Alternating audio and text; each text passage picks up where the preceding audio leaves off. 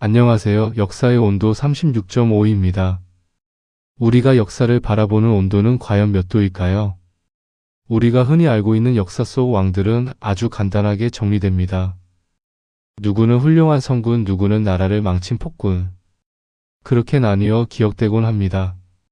그래서 우리는 별다른 의심 없이 그 평가를 받아들이게 됩니다. 하지만 정말 그럴까요? 한 사람의 삶을 단 한 단어로 정의하는 것이 가능할까요? 오늘 이야기의 주인공인 광해군은 바로 그런 질문을 던지게 만드는 인물입니다. 그는 오랫동안 폭군이라는 이름으로 불려왔습니다. 학교에서도 그렇게 배우고 대부분의 사람들도 그렇게 기억합니다. 그러나 그의 삶을 조금 더 깊이 들여다보면 그 평가가 얼마나 단순한 것인지 느끼게 됩니다. 광해군이 왕위에 오르기 전 조선은 이미 크게 무너진 상태였습니다. 임진왜란이라는 전쟁은 단순한 침략이 아니라 나라 전체를 뒤흔든 재앙이었습니다.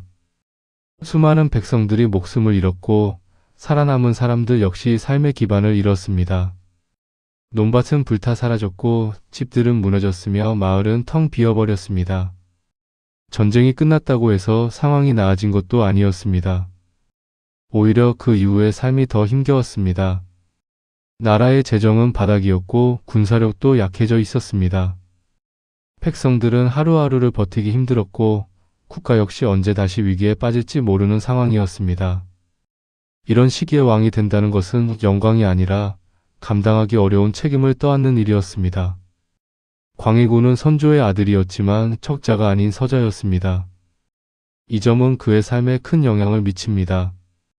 왕위 계승에서 불리한 위치였기 때문에 그는 늘 정치적인 긴장 속에서 살아야 했습니다. 하지만 임진왜란이라는 특수한 상황 속에서 그는 세자로 책봉됩니다. 전쟁 중에 왕이 피난을 떠난 상황에서 그는 조선을 지키는 중심 역할을 맡게 됩니다. 이 경험은 매우 중요했습니다. 그는 단순히 궁궐 안에서 자란 왕자가 아니라 실제로 무너지는 나라를 직접 경험한 인물이었습니다. 백성들이 어떤 고통을 겪는지, 전쟁이 얼마나 큰 상처를 남기는지 누구보다 가까이에서 보았습니다. 이런 경험은 훗날 그의 선택에 큰 영향을 주게 됩니다. 전쟁이 끝난 뒤에도 조선의 상황은 여전히 불안정했습니다. 내부적으로는 정치 세력 간의 갈등이 끊이지 않았고 외부적으로는 더 큰 위기가 다가오고 있었습니다. 바로 명나라와 후금 사이의 갈등이었습니다. 당시 조선은 오랫동안 명나라를 중심으로 한 질서 속에 있었습니다. 명나라는 단순한 외교 상대가 아니라 조선이 따라야 할 기준이었습니다. 문화적으로도 정치적으로도 명은 매우 중요한 존재였습니다. 그래서 많은 신하들은 명나라에 대한 충성을 당연한 것으로 생각했습니다. 하지만 북쪽에서는 후금이라는 새로운 세력이 빠르게 성장하고 있었습니다. 이들은 점점 강해지면서 명나라를 위협하기 시작했고 결국 두 나라 사이에는 긴장이 높아지게 됩니다. 조선은 이 상황에서 선택을 해야 했습니다.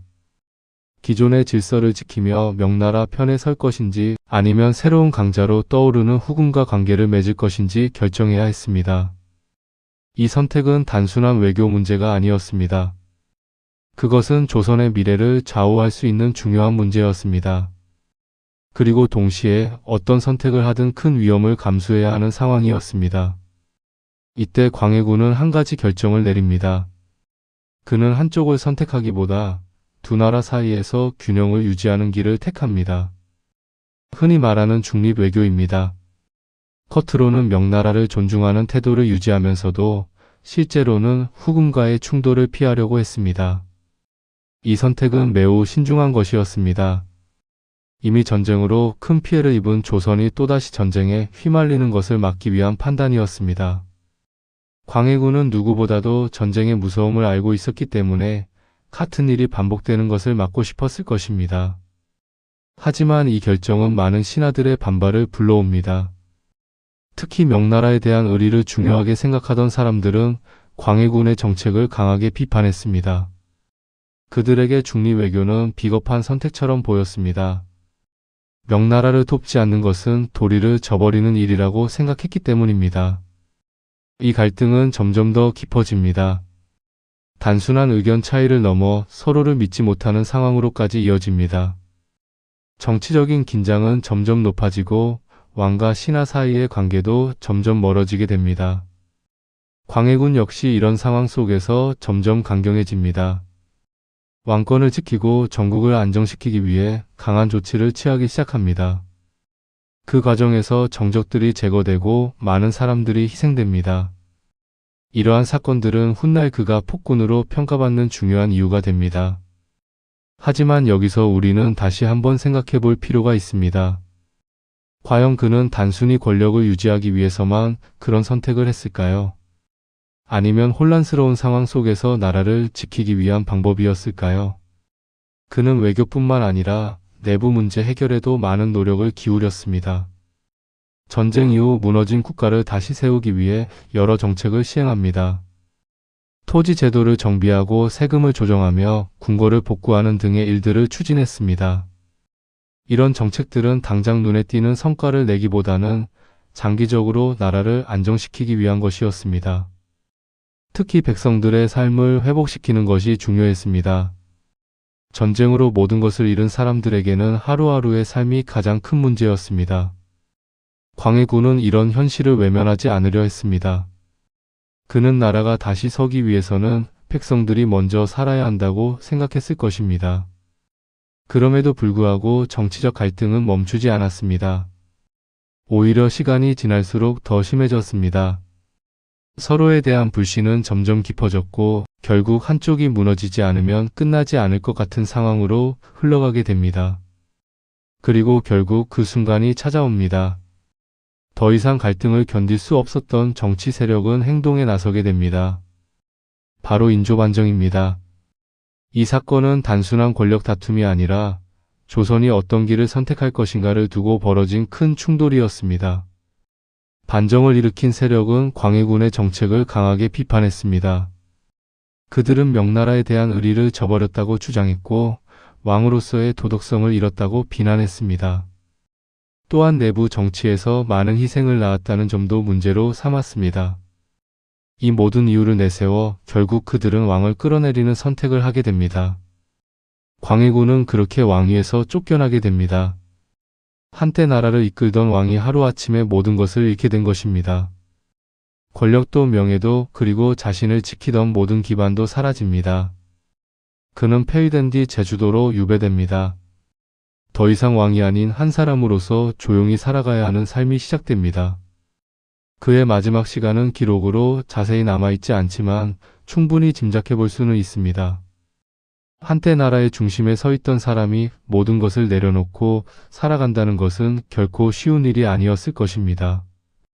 수많은 선택과 판단, 그리고 그 결과들이 머릿속을 떠나지 않았을지도 모릅니다. 그가 쫓겨난 뒤 조선은 새로운 왕을 맞이하게 됩니다. 바로 인조입니다. 새로운 정권은 이전과는 완전히 다른 길을 선택합니다.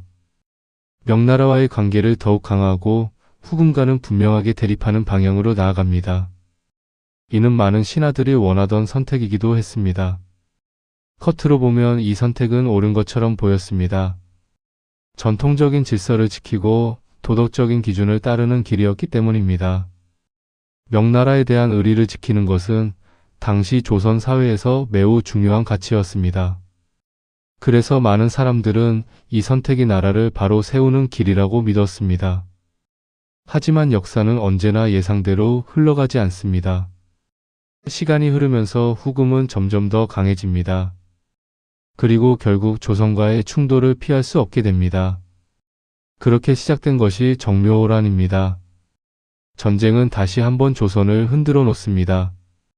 겨우 전쟁의 상처에서 벗어나려던 나라가 다시 혼란에 빠지게 됩니다. 하지만 그것으로 끝이 아니었습니다. 얼마 지나지 않아 더 큰 전쟁이 일어납니다. 바로 병자호란입니다. 이 전쟁은 조선에게 더욱 큰 상처를 남깁니다. 국왕이 항복하는 상황까지 벌어지면서 나라는 큰 굴욕을 겪게 됩니다. 많은 백성들이 고통 속에 놓였고 삶은 다시 무너집니다. 이 장면을 떠올리면 자연스럽게 한 가지 질문이 떠오릅니다. 만약 다른 선택을 했다면 어땠을까요? 만약 광해군의 중리 외교가 계속 유지되었다면 이런 전쟁을 피할 수 있었을까요? 물론 역사는 가정으로 바꿀 수 없습니다. 이미 일어난 일은 되돌릴 수 없고 다른 선택의 결과를 정확히 알 수도 없습니다.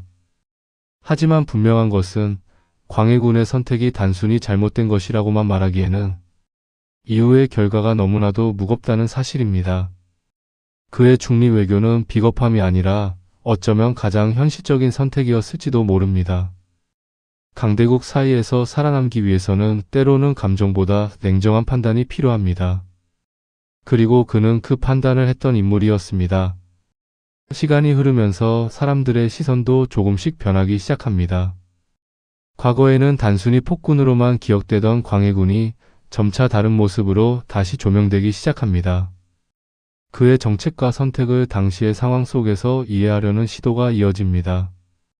현대의 역사학자들은 그를 다시 평가합니다. 감정적인 판단이 아니라 현실적인 조건 속에서 그의 선택을 바라보려 합니다. 전쟁 직후의 혼란, 무너진 국가, 강대국 사이에서의 압박. 이런 상황 속에서 어떤 선택이 가능했을지를 고민합니다. 그 결과 광해군은 단순한 폭군이 아니라 복잡한 시대를 살아간 통치자로 다시 보이기 시작합니다. 물론 그가 완벽한 왕이었다고 말할 수는 없습니다. 분명히 비판받아야 할 행동도 있었고 많은 갈등을 만들어낸 인물이기도 합니다. 하지만 동시에 그는 누구보다도 현실을 직시하려 했던 왕이었습니다. 감정이 아니라 상황을 보고 이상이 아니라 생존을 고민했던 인물이었습니다. 그리고 그 선택은 누군가에게는 이해받지 못했지만 또 다른 누군가에게는 필요했던 결정이었을지도 모릅니다. 이 이야기를 통해 우리는 한 가지를 생각하게 됩니다. 우리는 과거를 얼마나 쉽게 판단하고 있는 것일까요?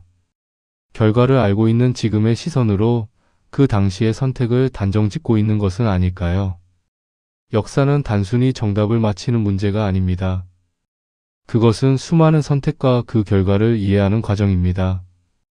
그리고 그 과정 속에서 우리는 사람을 보게 됩니다. 완벽하지 않고 늘 고민하며 선택해야 했던 한 인간을 말입니다. 광해군의 삶은 바로 그런 이야기입니다. 그는 누군가에게는 실패한 왕이었고 또 다른 누군가에게는 시대를 앞서간 현실주의자였습니다. 그리고 그 두 가지 모습은 서로 모순되지 않습니다. 오히려 같은 사람 안에 함께 존재하고 있었던 것입니다. 그래서 그의 이야기는 단순히 한 왕의 평가로 끝나지 않습니다. 그것은 우리가 어떤 기준으로 세상을 바라보고 있는지에 대한 질문으로 이어집니다. 마지막으로 조용히 생각해 봅니다. 만약 여러분이 그 시대에 살고 있었다면 어떤 선택을 했을까요? 명나라에 대한 의리를 지키는 길을 선택했을까요? 아니면 또 다른 전쟁을 막기 위해 현실적인 길을 선택했을까요? 그리고 그 선택의 결과가 어떤 것이든 끝까지 감당할 수 있었을까요? 광해군의 이야기는 우리에게 쉽게 답할 수 없는 질문을 남깁니다. 그래서 더 오래 기억에 남습니다. 그리고 그 질문은 지금을 살아가는 우리에게도 여전히 의미를 가지고 있습니다.